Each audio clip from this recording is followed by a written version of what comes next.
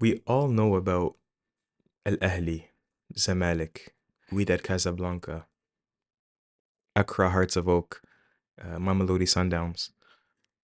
But I thought it would be a good opportunity to take a step back from all of those mainstream continental powerhouses and talk about maybe two or three clubs that are doing things differently on the African continent. Maybe clubs that don't have as big fan bases or as much historic success, but that are operating in a way that we should be paying attention. All of that's up next on the African Football Roundup on the African Five-A-Side podcast.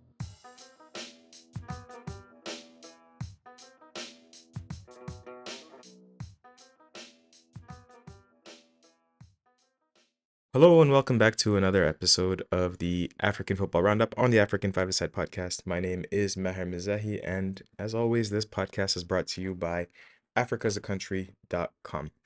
Um, I wanted to take this opportunity as we have a little bit of a lull in the calendar. Next week is going to be an international window, and we're going to be talking about the final two match days of 2025 African Cup of Nations qualifying. But until then, the Champions League hasn't started yet. Most of the local domestic leagues are in full flow. Thought it'd be a good opportunity to maybe do something a little bit different, speak to some people from around the continent, and try and see if there are some clubs that are doing things a little bit differently that we should be paying attention to.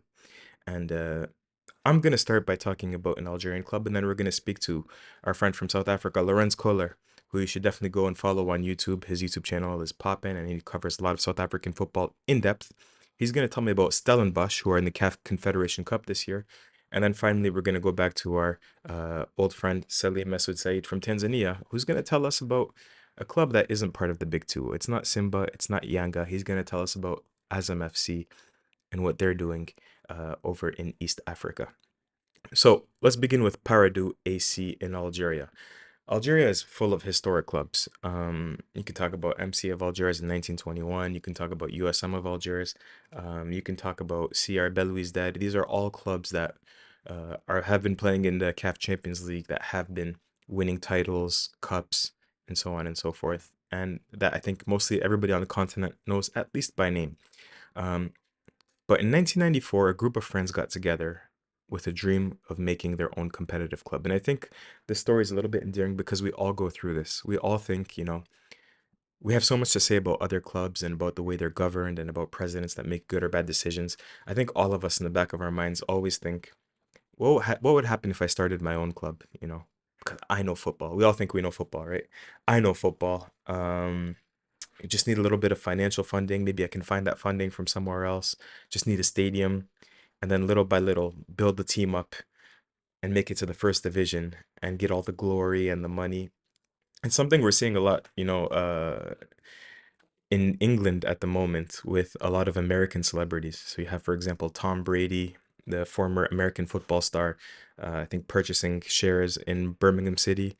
And then there's that famous, I guess he's famous, McElhenney and Ryan Reynolds. Um, they bought, I think they have full ownership of Wrexham, which I think is in Wales. And they've been bringing the club up, I think, from the sixth or fifth division. And now they might be in the championship already, but they're well on their way to climbing all those ranks. And they've sort of transformed the club with their ownership. And so it's kind of like a pet project that I think a lot of American celebrities are doing. I don't know. I don't know why I think it's one of those things. One person does it, and then they all just copy each other because they think it's good content or something. But this is what happened in Algeria with Paradou AC. You had a guy named Khairuddin Zichi, uh, who was the president of the club, and he used to just get together and play football with his friends. And he comes from a footballing family. I think it's his uncle that was part of one of the very first Algerian national teams prior to independence. Not the FLN team, but the ALN team. And he's from East Algeria, Borj Bouarerij, and he has a lot of money because his family's been successful in the ceramics business. So like things like, tiles for your floor. Mostly, in Algeria, we used to import them from Spain and stuff, but there's a big enough industry now where a lot of them are being manufactured locally here, and his family was sort of at the forefront of that as well. And so, in the middle of the 1990s, he's just playing maybe pickup football with his friends, and eventually they get down together in a restaurant and say, let's create a club, and let's call it Paradou AC. Paradou is like one of the nicest neighborhoods in one of the nicest districts in Algiers, in Algeria. So this is like the equivalent of calling it like Soho. I don't know in London. I think Soho is one of the nicest neighborhoods in London, or Fulham, I guess. Yeah. Paris, it would be like Neuilly or something. You know, one of the really like rich areas, uppity areas. Um, what is it in Douala, Bonapriso, hydrocarbures, something like that. In Abidjan, it might be Cocody or something like that, right? Um, and so he calls it Paradou, and he has a little bit of money, so he's funding it well, and the club is slowly but surely rising up the ranks. It's not like a vertiginous rise, is that what they say? You know, like where it's like every single year they're getting promoted, but slowly but surely they're becoming a solid club with real players that are making real money, that are slowly but surely getting almost to a professional status. And in the mid 2000s, Zichy can be credited really with being a visionary. He creates a footballing academy. And this is very much the French model of academies. So the French model is to sort of build a boarding school where young kids are going to be eating there, sleeping there, living there, and basically spending the entire time there, except maybe on weekends or holidays where they can go see their families. And eventually, the club with the academy will sign these kids to professional contracts and eventually sell them on, usually with sell-on clauses, and with percentages of sell-on fees and so on and so forth. So he decides to build an academy. And the academy is like just a few like classrooms, boarding room, I think two pitches, but still nothing like this has really been done in Algeria before. So it was almost revolutionary. And when he builds the academy, he starts asking himself, okay, who's going to come and run the academy? Do I just call on some Algerian coaches? Do I? He starts looking around and he sees what, excuse me, he sees what JMG Academies did with Memo Sifcom in Cote d'Ivoire. And JMG Academies, you can find an old video on this channel about who they are and what they are. But basically, it's a man named Jean-Marc, who was one of Arsene Wenger's mentors in France. And he had the idea of going to Cote d'Ivoire and forming kids in these academies. And he has a very specific methodology and philosophy that usually has a lot to do with increasing technique on the ball. And that's usually done with um, manipulating the ball as many different ways as possible. So inside of the foot, outside of the foot, top of the foot, knees, shoulders, head, and then doing it at increased velocities. So increments of increased velocity. So for example, he'll say, dribble from one side of the pitch to the other just with your right foot, and then do it just with your left foot, and then do it right foot, left foot, right foot, left foot. Do right, right, right, right, right, left, left, left, left, left. Right. So he'll just keep doing that and then increase speed. Okay, now you have to do it in 45 seconds. Now you have to do it in 30 seconds. Now you have to do it in 15 seconds. And all of a sudden you see these kids sprinting, with the ball on one shoulder, on the other shoulder, top of the head, boom, boom, and they're sprinting at the same time. And so it was really based on that to increase technique. And then tactically, they also had very innovative methods. At the young ages, many squads from the JMG academies, they don't actually play with a goalkeeper. And he says this encourages them to defend as a group and attack as a group. So you could see kids, playing uh, defending all 11 at the same time and attacking all 11 at the same time. And they also don't play with goalkeepers. I already said that. But the other thing they do to increase technique is they don't play with shoes. And even again, this is like 12, 13, 14 years old, then they start wearing shoes. But it's just interesting seeing like 11 kids, no shoes, no goalkeeper, just passing circles around opposition that's often many, many years older. And so that's what Paradou really did with the JMG academies. They would go and they would hold trials all around the country, spend a lot of money trying to detect talent. And once they had the best talent, they started developing them. And this academy was very, very successful in producing some of Algeria's best talent. So if you watch Borussia Dortmund at the moment, you can see Rami Ben Sebaini. I think he's probably won something like 60 caps for Algeria at the moment. Probably Algeria's best defender, I would say, alongside Rayan Ait Nouri from Wolves.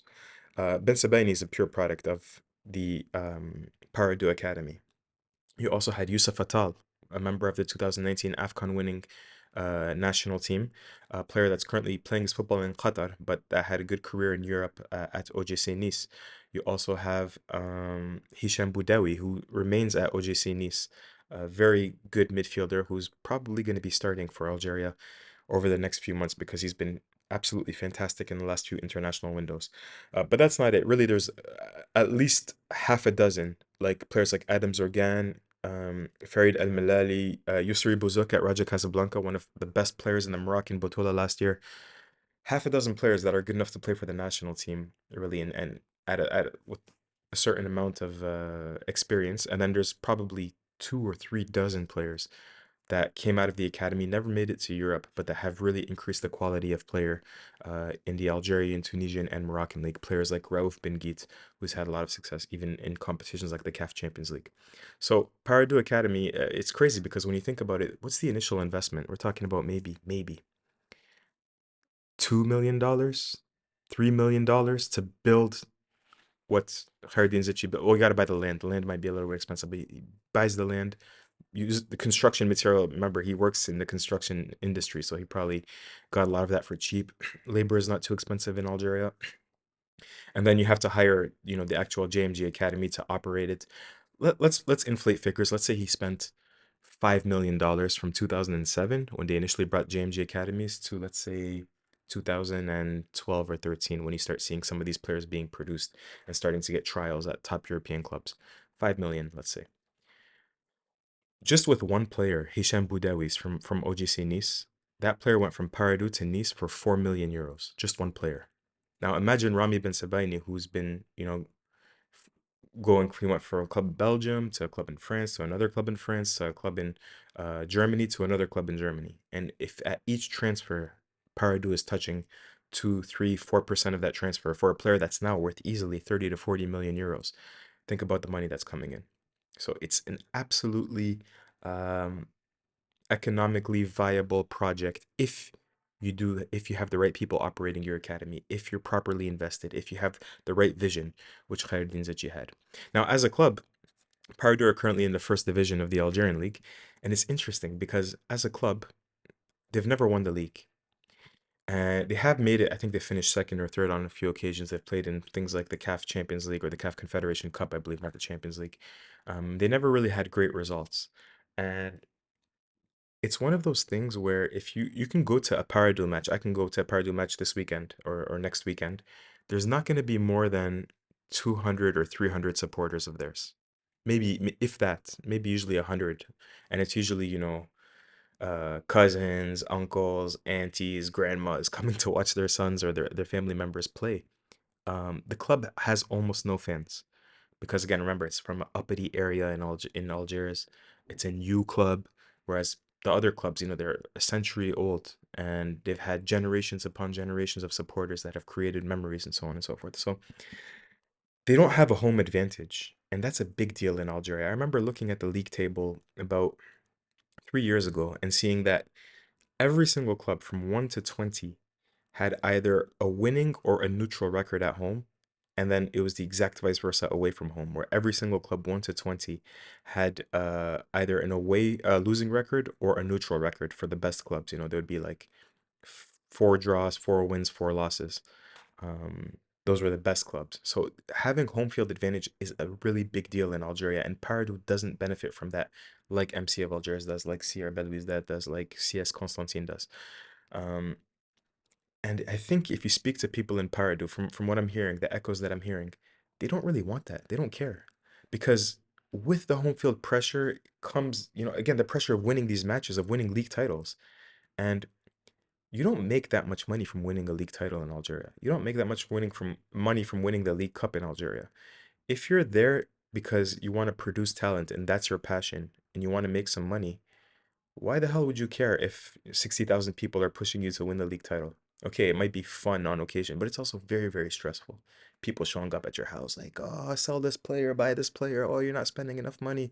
You know, you don't want to deal with supporters at times. So I think they're absolutely fine with just developing talent, letting them play 1 or 2 years, and then selling them abroad to Europe. And I think that the names that you're going to be seeing in the very near future that are going to be top players are players like Adam Zorgan, who I think has already played with Algeria maybe 20 times, plays for Charleroi, and one of the best players in Belgium at the moment. And look up his successor, also at Charleroi, 19 or 20 years old, Yassine Titraoui. Really good short number 6, but powerful. Kind of reminds me of Marco Verratti in the way he distributes the ball as well. So, and even now, if you watch Paradou, they have three or four players that are always ready to go to Europe on a yearly basis. There's a winger, whose name I'm blanking on, Adel Bulbina. Adel Bulbina is a player that's been one of the best wingers in the Algerian league over the last 2, 3 years. He's ready for a European move. There's a striker named Ben Ahmed Kohili, scores a lot of goals. I think he was the second or third leading goal scorer in Algeria last year at the age of 18, 17 or 18, something like that.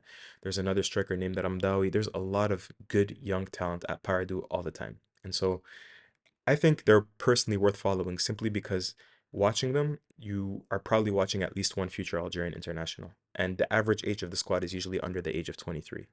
And I just wanted to highlight them because it's a different model, it's a different way of doing things on the African continent. We can draw parallels. Generation Foot in Senegal, I think, mostly live in the second division, and then sometimes they go into the first division. I think they were in the Champions League a few years back, but same thing. Generation Foot is not like a Giraffe. It's not like a Senegalese club that, or Casa Sports, who has, a crazy amount of fans and a lot of pressure at the club to make it. Generation Foot is just worried about producing talent and selling talent. They don't care about anything else. And so these kinds of academy clubs is something that I think we can start paying attention to. I don't know if it happens in many, many other clubs around the world, in other continents. I can't think of one in North America, maybe even South America. Even though, the Brazilians, for example, have this culture of selling their players young, but they'll have, they'll counteract that with older players on the squad, and they still want to win titles and win matches. With Paradou, it's just okay, as long as we can stay in the first division, we don't get relegated because we want to give our young talent, the opportunity to play against some of the best talent in Algeria when they do play at 16, 17, 18 years old. As long as we stay in the first division, we're good. The rest of our efforts are going to be focused on producing talent, not winning matches. So yeah, I wanted to talk very quickly about Paradou, but now I think we're going to shift. We're going to go to the other end of the continent, from Algeria to South Africa, and speak to Lorenz Kohler, who's going to give us a heads up about Stellenbosch, a club that was created in 2016, or let's say remodeled in 2016, and who's going to be playing in the CAF Confederation Cup this year. And they really have a lot of talent on their team as well, and most particularly Jaden Adams, who we're going to speak about. So please take a listen to Lorenz speaking about Stellenbosch. So I'm here with Lorenz Kohler, who I'm sure if many of you that follow this channel already know, one of the top South African journalists. Lorenz, I wanted to speak to you about a club that is not, I would say, a mainstream club in South Africa. We're not talking about Orlando Pirates or Kaizer Chiefs or Mamelodi Sundowns. I wanted to talk to you about Stellenbosch, who this year are going to be playing in the CAF Confederation Cup, really for the very first time. Where did this club come from? Because I hadn't heard of them, a few years ago. Where did they come from? And how did they get this good? Okay, so obviously Stellenbosch is quite an interesting club, and one that it's quite close to me actually, because when I was younger, I used to play football for my local club called Vasco da Gama. They decided, let's relocate to Stellenbosch, the Cape Winelands region, because there was limited room for, let's say, expansion and development of where they were situated. It was quite a populated area. The infrastructure wasn't good enough to expand, or maybe too expensive. There was just a lot of red tape around it. And ironically, it was situated a stone's throw away from Ajax Cape Town. So Ikamva, Ajax Cape Town's academy, and Vasco were right opposite each other. So initially they moved out to the Winelands region, and then yeah, they eventually became Stellenbosch. Stellenbosch bought their status in the second division, and they became this new club, the new kids on the block. And in South Africa, when we see these new clubs, we always think, okay, cool, yeah, whatever, whatever. They'll disappear in a couple of years. And then what happened was the Stellenbosch Academy of Science, SAS, bought the club, and they made this project, this ambitious project of not only investing in the club, not only giving them high performance centers, access to high performance center, and everything that goes involved with, becoming an elite athlete, but also the sustainability of running a club. So obviously they had sound administration already, with the CEO, Rob Bernardi. They had a very experienced coach in Steve Barker, who is the nephew of the late Clive Barker. So it was already an interesting project back then. It's just that, if you dig deeper into seeing who the Stellenbosch Academy of Science is owned by, it's Remgro. And Remgro is basically owned by one of the richest men in Africa, Johan Rupert. So a lot of people think, oh my word, Stellenbosch is as rich or even richer than Sundowns, but it's not really the case. It's just if you understand business, you'll know that there's tiers of, ownership structure and their direct involvement. So it's not like, Rupert is sitting as the club president. He's not the Saeed Nasiri of Stellenbosch. So yeah, so the project was clear. Identify a 5-year plan, um, and then also immerse themselves in the community, which, it's, how can I say, it's a community that there's a large disparity between rich and poor. So it's about giving the catchment area of football talent an opportunity to develop, because many of those talented and naturally talented athletes, either they become rugby superstars, maybe they're going to athletics, or they just fall into the system. And you know you know where I'm going with this. So there's already been tangible success stories like your Jaden Adams, Luke Leroux, both Bafana players. Um, the core of their squad that was in their debut season, which was in the second division, are now, established household names in South African football. Ikram Reyners is at Sundowns, he's at Mamelodi, he's playing for Bafana as well. So not only have they developed talent from the region well, but they've signed very well. So I remember going to them. This is when it really clicked to me, and I said, Stellenbosch is a club for the future. They signed Nathan Sinkala, and everybody knows him. He was in Mazembe. He won the CAF Champions League, Confederations Cup, the AFCON. And that's when I was like starting to take the club seriously. I went there. I needed to speak to them. I needed to speak to Nathan. Why are you coming here? And I spoke down with the head coach, Steve Parker, and he said, we had a 5-year plan. And the 5-year plan was to get into the PSL within 5 years, um, chase a domestic cup trophy within 5 years, and then get into CAF. I think by the end of the 5-year plan was to get into CAF. So they won promotion. They won the league in their first season. So that was like boom, bang. Incredible. Yeah, like we way ahead of the curve now. We can really push on. And the first couple of seasons was quite tough. Baptism of fire. They didn't do particularly well. And then, they started this profiling of players based on data. And I think that's when, they started taking things to the next level. Not only were they identifying like these, underrated, under the radar talents in South Africa, but they were finding these gems as well. I think they signed a Nigerian kid. He was in the under 17 AFCON or Wafu. I don't know. I can't remember what the exact tournament. Ibrahim Jabbar, and he's been a sensation. Like I think he went on loan to a top flight team in Israel. Things I don't know what happened. He came back, but now he's just on another level. Like Reyners, Ashley Dupree went to Kaizer Chiefs. They've sold so many players, and they've made a lot of money. And it's never been a case of like, like Southampton. It's a prime example of, to make things easier. They sell all their players, they sign players, and then they get relegated. No, Stellenbosch is actually getting stronger because they're identifying the correct talent for their system. You know what I mean? And their system is quite clear. Um, it's very attacking, Yeah. very aggressive counter pressing. So yeah, it's just a very exciting club right now. And maybe the difference is maybe Southampton is very, very competent at producing talent, but maybe not with replacing them. Maybe the transfer strategy might have been lacking, unlike what Stellenbosch, as you've mentioned. And I wanted to talk about them in the CAF Confederation Cup this season. Hmm. Drawn into a little bit of a tough group, but most people have them getting out of the group. What do you think the ceiling could be for Stellenbosch? I think we saw a South African club. Was it Gallants that did well in the Confederation Cup last season?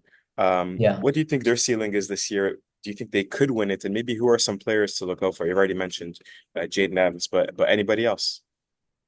Yeah, so basically, if they had kept Ikram Reyners, but because he had a buyout clause, I think they were aware, Esperance or Sundowns would have snapped him up. I would have said, they have a legitimate chance of winning it.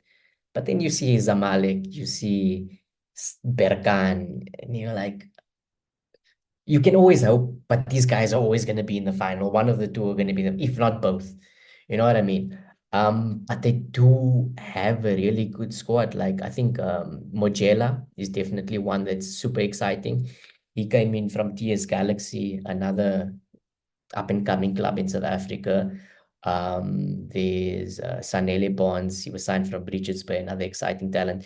And then, funny enough, it's a New Zealander who's become probably their talisman this season. He's playing his hybrid 10-9. He's actually all over the place. His name is Andre de Jong.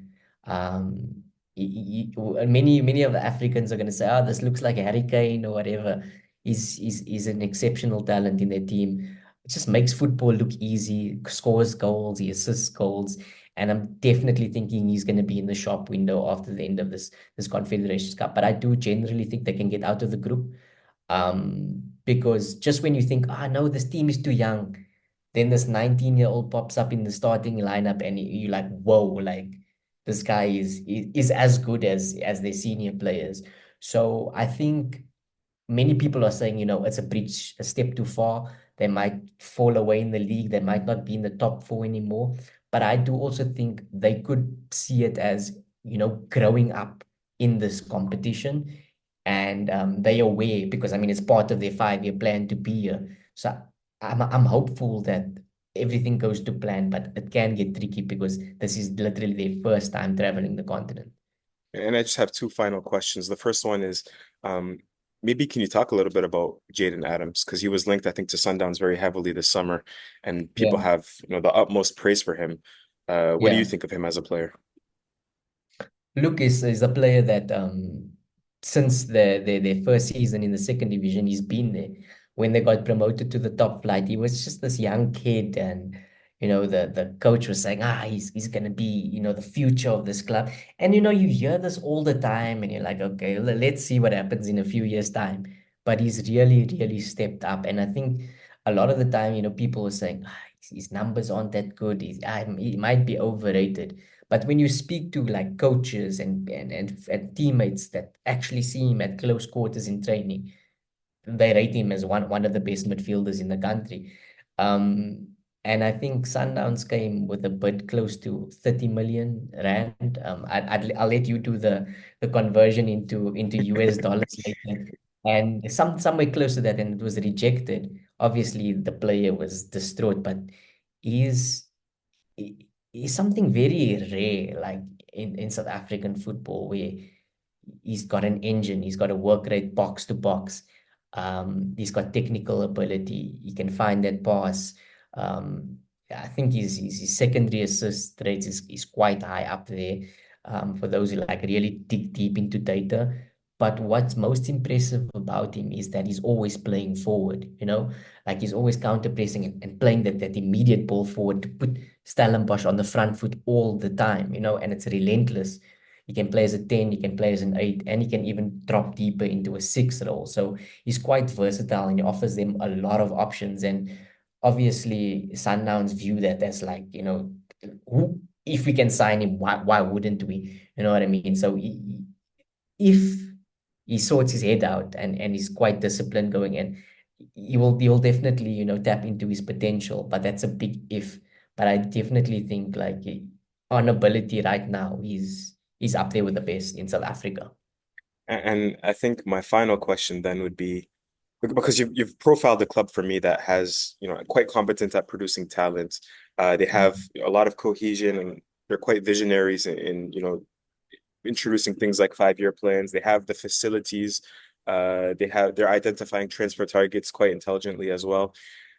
But when we play these CAF competitions, for example, I think one thing we've seen from South African clubs like Sundowns is that home support, I think, from some South African clubs at times can be lacking when you compare them to the North African clubs.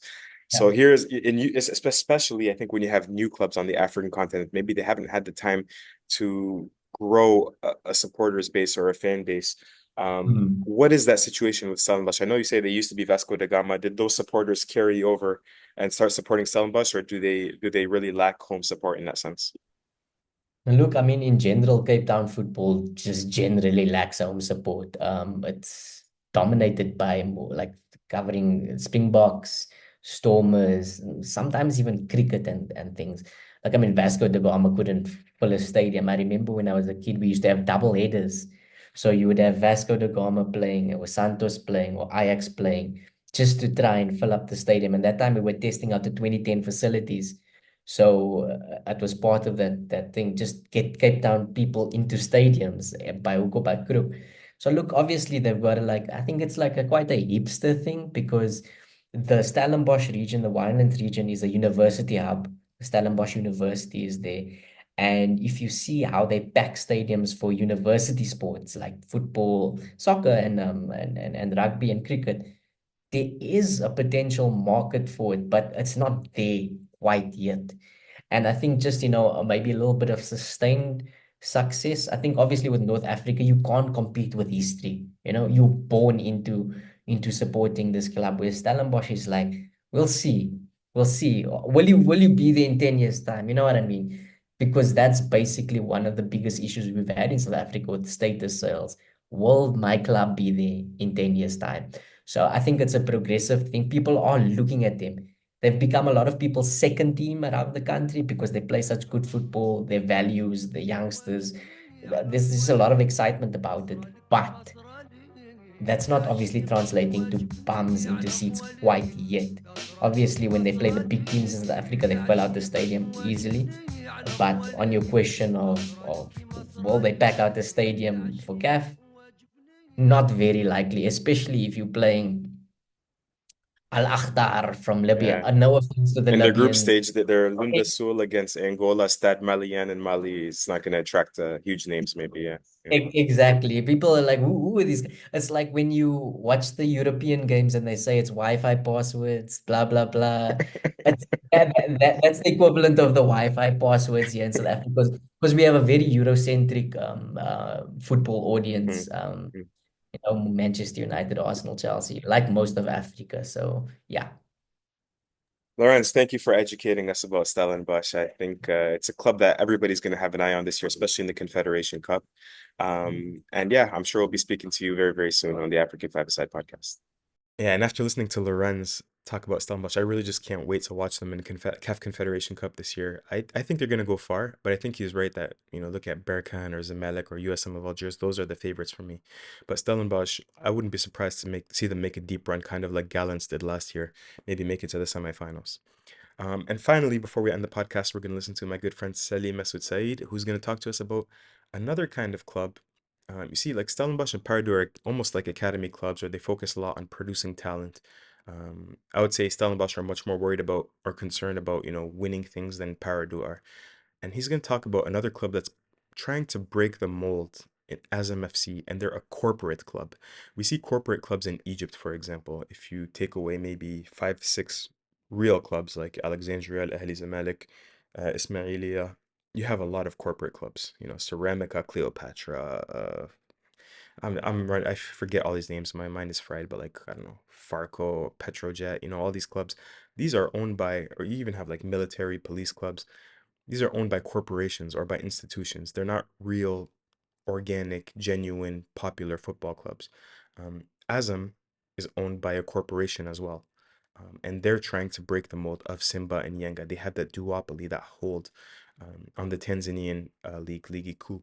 So I think Salim is going to do a good job of telling us about the club and showing us how well they are run as well and how they're trying to break that mold. So please take a listen to Salim speaking about Azam FC.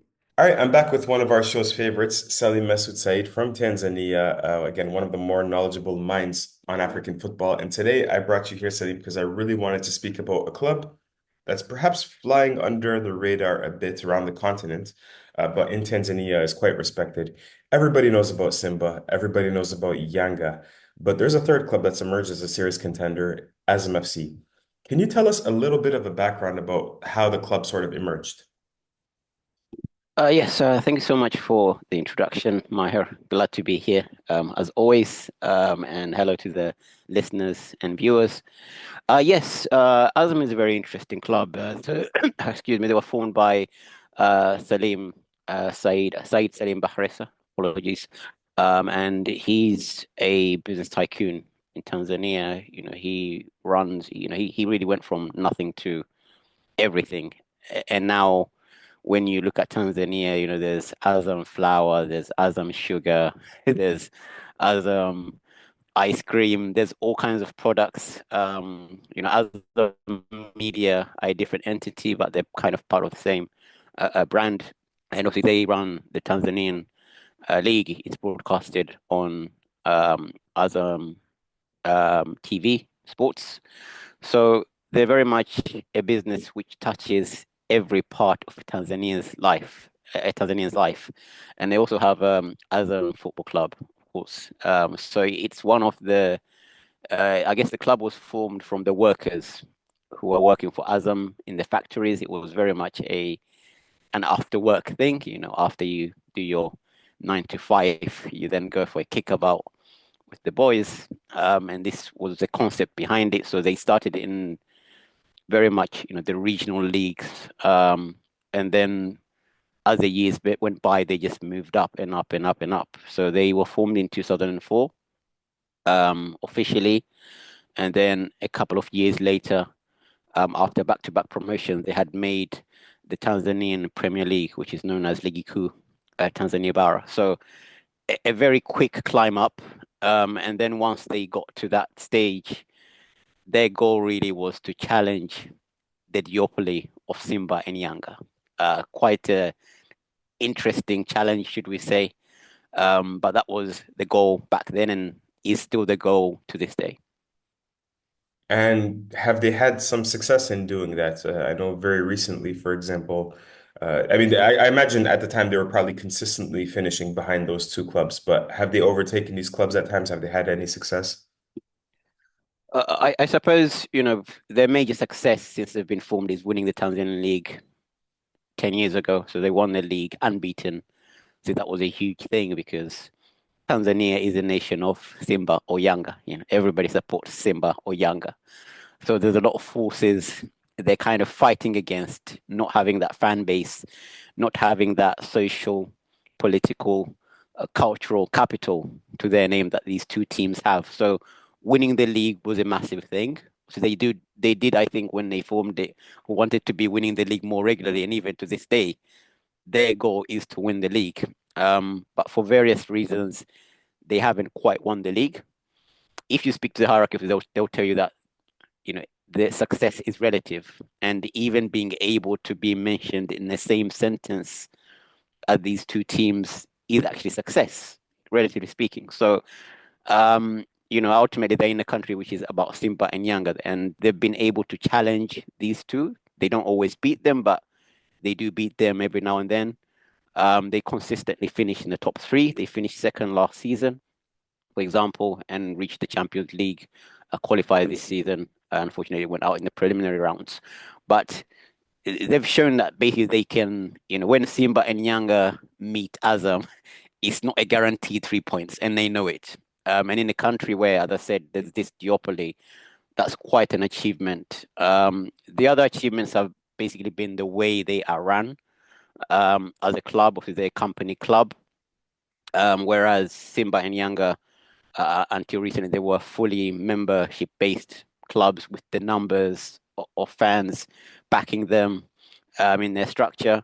Whereas Azam, I think in their model of ownership, they've shown that one, they're very slick operation, no controversy off the pitch, insofar as player disputes, with FIFA or going to FIFA and kind of people complaining that they've not been paid on time, and these things that you do see sometimes in the unstable world of African football. You don't really get this noise with Azam. Another thing they would consider a major success is the academy. They have undisputably the best academy in Tanzania.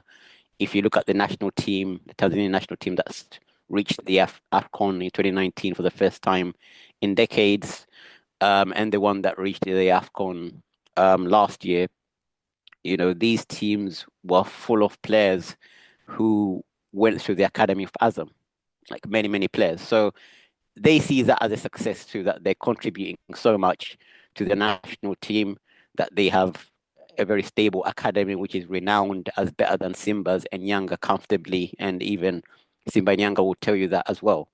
So success is always relative, and they would consider those three things that I mentioned as, things which they are very proud of.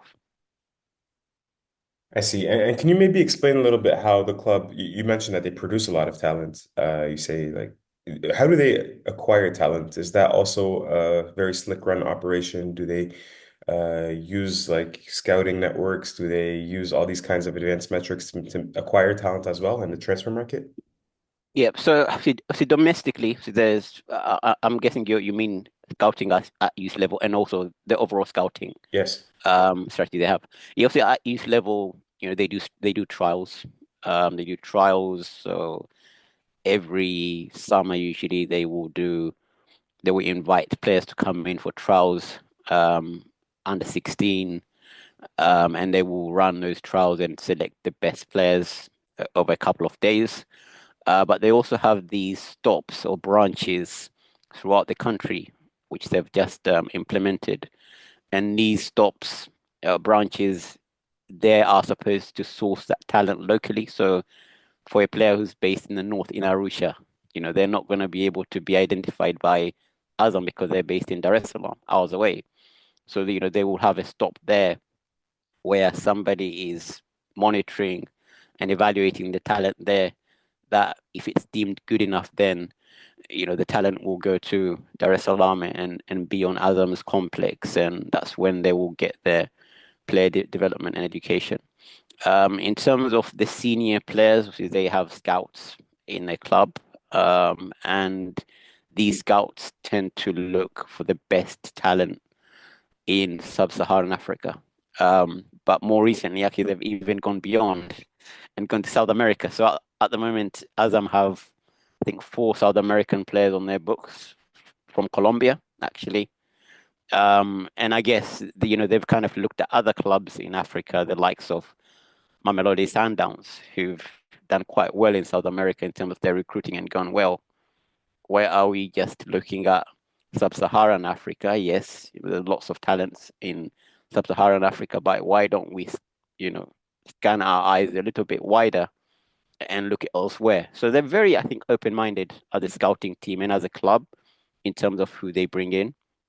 In Sub-Sahara, they tend to look for the players who've done well in continental competitions. So if you see this summer, they signed Euro Diaby, Frank Thies, and these were players who did really well in the CAF Confederations Cup last year for Stade Malien. So that's the kind of profile they tend to look for. And then, yeah, I mean, very open-minded in terms of coaching. The same, I think if you look at Azam's coaches in the last 10 to 15 years, they've had an Englishman, a Cameroonian, Joseph Omog, who won the Confederation Cup with Joliba. They've had a Spanish coach, a Romanian coach. At the moment, they have Rashid Tausi, who was the former Moroccan national team coach, kind of a very well-respected coach in Africa, who's coaching Nigeria as well, and many other places in Africa, in North Africa at least. So, they're very open-minded. Tausi's predecessor was Yusuf Dabo, who's Senegalese. So there's a real range of nationalities there which they look at, and I think that's another thing that is quite interesting about them. They don't really close themselves to recruiting or getting people or coaches in from a certain region. Very interesting. And I'm going to ask you the money question now, which is, can Azam ever break the duopoly? I mean, it seems like in fleeting moments, they might jump over one of the clubs, finish second, or like you say in Yep. 2014, them actually winning the title. Is there ever a case, even if it takes decades, where if the club is consistently well run, the club will have as much, if not more success than the top two Tanzanian clubs, even if they don't have the popular backing? I think so. I mean, when you're in these situations, even just being in that same terrain as these Yeah, two, these it's quite already good. big. It, Yeah. yeah, it means like if one or two of them falls, and to be honest, Simba and Yanga are historically not known for being stable clubs, so they are in a prime situation to always be that club where if one or two of them falls, they can challenge, they can be there. I think the real question you're asking, Maher, is can they actually be winning the league maybe 4 or 5 times in a row? For Um, example, or for even two example, times in a row. even it's possible, but it's hard. Like it's very very hard because they are in a country which is very much Simba or Yanga. It means the politicians are Simba or Yanga. It means the referees are Simba and Yanga. And of course, one of the accusations from Azam is their leadership. you know, some of them are Simba or Yanga because they supported teams before Azam.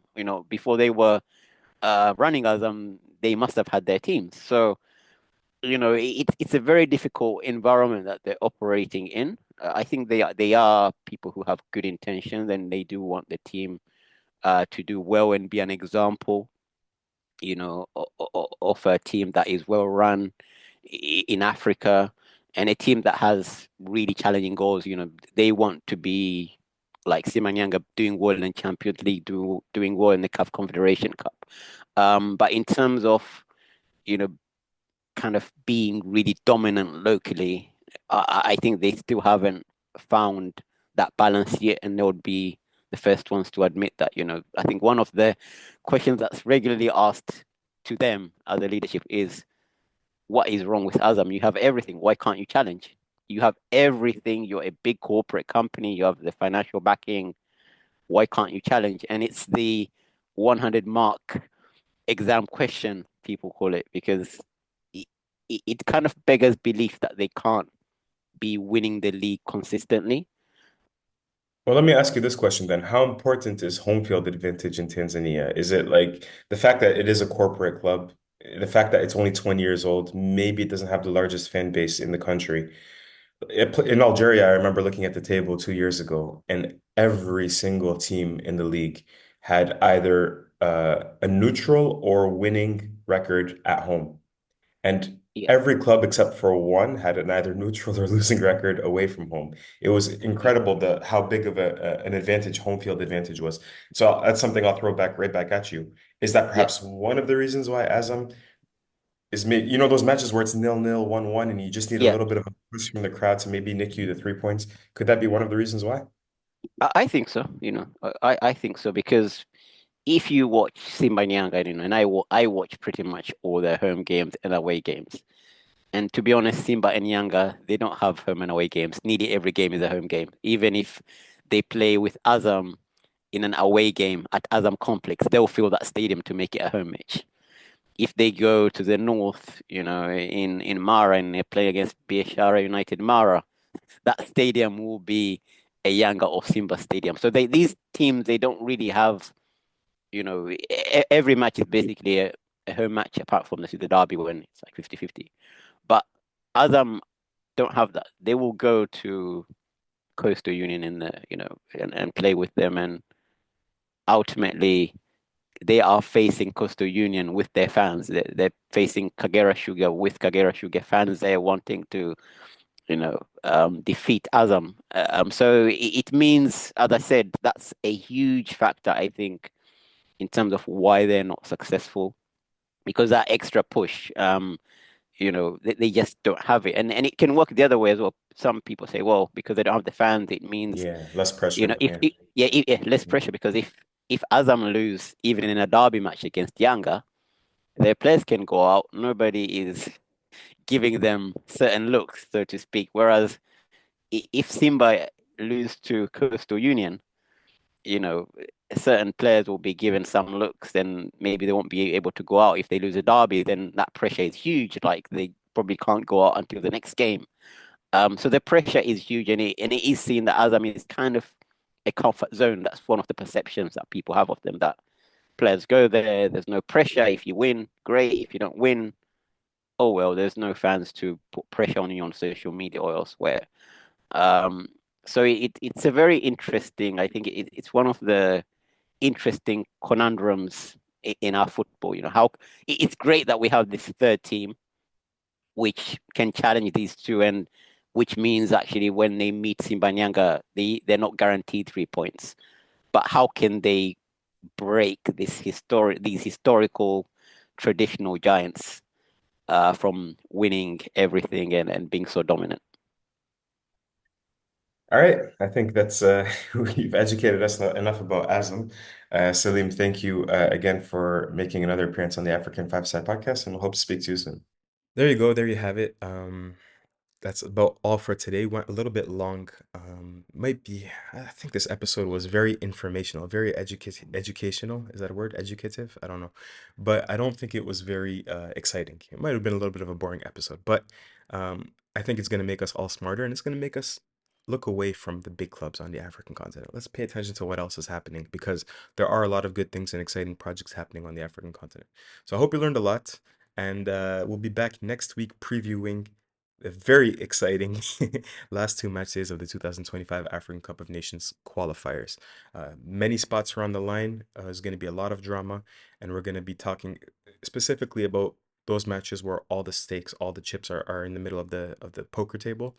But we'll do a roundup as well, and maybe even at the end of it, go back to our predictions and see where we were right and where we were wrong. But we'll most definitely, before the international break begins, we'll look at those most important matches between teams, national teams that are fighting for AFCON, the final AFCON spots, because many of them have already been claimed. Anyways, thanks for listening to another episode of the African Football Roundup on the African Five-A-Side Podcast. I'm Maher Mezahi. If you enjoyed this, please subscribe, please like, please comment, and we'll speak to you next week. Speak soon. Peace.